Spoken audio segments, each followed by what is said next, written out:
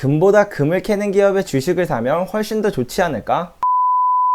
여러분의 투자 첫걸음을 만들어줄 투스텝의 양벨입니다. 주식 투자 격언 중 장난감을 사지 말고 장난감을 만드는 기업의 주식을 사라 라는 말이 있는데요, 저에게도 큰 영감을 준 격언이었습니다. 이 세상은 물가가 지속적으로 상승할 수밖에 없다고 이전에도 몇 번 말씀드렸었는데요, 그렇다면 지속적으로 가격이 상승하는 물건을 사서 보관하는 것도 장기 투자로서 좋은 선택이겠지만, 사실 생각해보면 더 효과적인 것은 지속적으로 가격이 상승하는 물건을 만드는 기업의 주식을 사면 그 기업은 같은 양의 물건을 팔아도 이전보다 계속 매출이 증가할 테니 그만큼 주가도 장기적으로 우상향할 가능성이 높은 것이죠. 그렇다면 돈의 가치가 급격하게 하락할 가능성이 높은 이 시기에 단순히 금에 투자하는 것이 아니라 금을 캐는 기업에 투자하게 되면 어떨까요? 금 가격이 상승한다고 해서 인부들 월급을 더 줘야 하는 것도 아니고 더 비싼 장비로 캐야 하는 것도 아니니 비용은 그대로인데 판매 가격만 올라가서 분명 실적에는 큰 효과가 있을 것입니다. 또한 금은 100년을 보유해도 이자 같은 것을 한 푼도 주지 않지만 금을 캐는 기업, 금강주에 투자하게 되면 배당을 주는 기업도 많죠. 그러면 금에 장기 투자하는 것보다 차라리 금강주에 장기 투자하는 것이 훨씬 효율적이지 않을까요? 한번 지금부터 알아봅시다.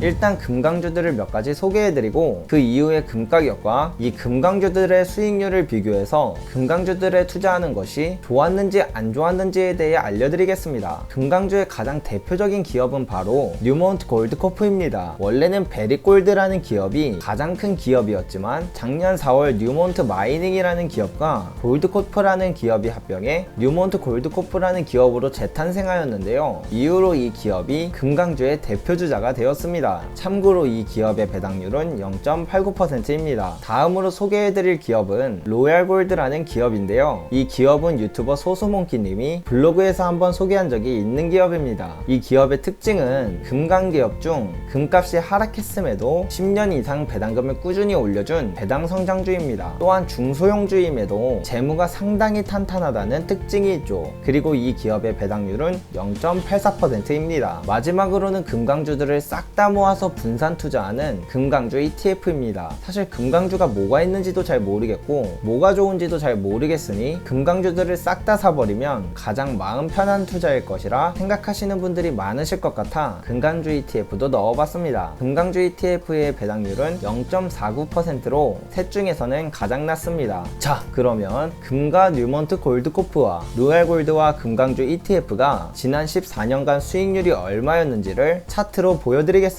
제가 직접 하나하나 데이터를 모아서 차트로 만든 것이다 보니 별로 이쁘진 않지만 예쁘게 봐주시면 감사할 것 같습니다. 이 뭔 개소리야!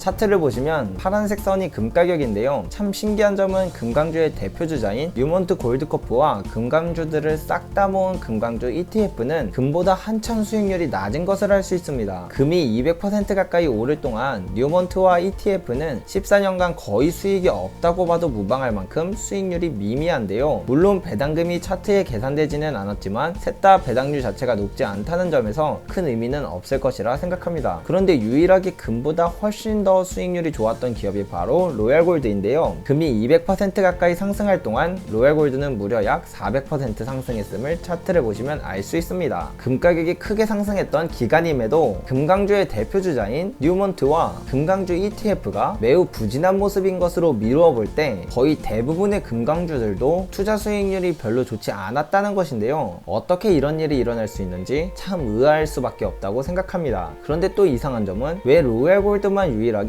아주 좋은 성과를 내었는지도 의문점일 것 같습니다. 이에 대한 이유는 당연히 여러 가지가 있겠지만 제가 생각했을 때 가장 큰 이유는 바로 장기 투자할 가치가 있는 기업과 없는 기업의 차이일 것이라고 생각합니다. 일단 금은 시간이 지나도 가치의 변화가 없습니다. 100년이 지난다고 해서 녹슬지도 않고 변색되지도 않죠. 그런데 기업은 어떤가요? 금을 캐는 기업이지만 어떨 때는 경기가 안 좋아서 실적이 악화되기도 하고 어떨 때는 경영을 잘 못해서 기업에 문제가 발생할 수도 있죠. 그렇다면 여러분은 금을 10년을 가지고 있는 게 편할까요? 아니면 어떤 위험이 들이닥칠지도 모르고 심할 경우 회사가 문을 닫는 위험까지 끌어안아야 할지도 모르는 주식을 가지고 있는 게 편할까요? 당연히 전자일 것입니다. 따라서 대부분의 금강주들은 금 가격이 급격하게 상승하는 구간에 투기적인 수요가 몰려 급격하게 상승하고, 또 금 가격의 상승이 멈추면 급격하게 하락하는 것입니다. 누구도 장기 투자를 하지 않으니 주가가 지속적으로 상승할 수가 없는 것이죠. 그러나 유일하게 지속적으로 상승했고 또 금보다 높은 수익을 안겨주었던 로얄골드를 보면 재무가 탄탄하고 심지어 금 가격이 하락하는 시기였을 때도 자신의 회사에게 투자했던 사람들에게 주는 배당을 전년도보다 더 높여서 주었던 기업이었기 때문에 누구라도 믿음이 갔었을 것입니다. 따라서 금 가격이 오르면 매출도 증가해서 주가도 올라가겠지만 시간이 지남에 따라 배당도 꾸준히 매년 올려서 주니 금을 가지고 있는 것보다 이게 훨씬 더 낫겠는데? 라고 누구라도 생각해서 장기 투자하는 사람들이 많았을 것이라고 생각합니다.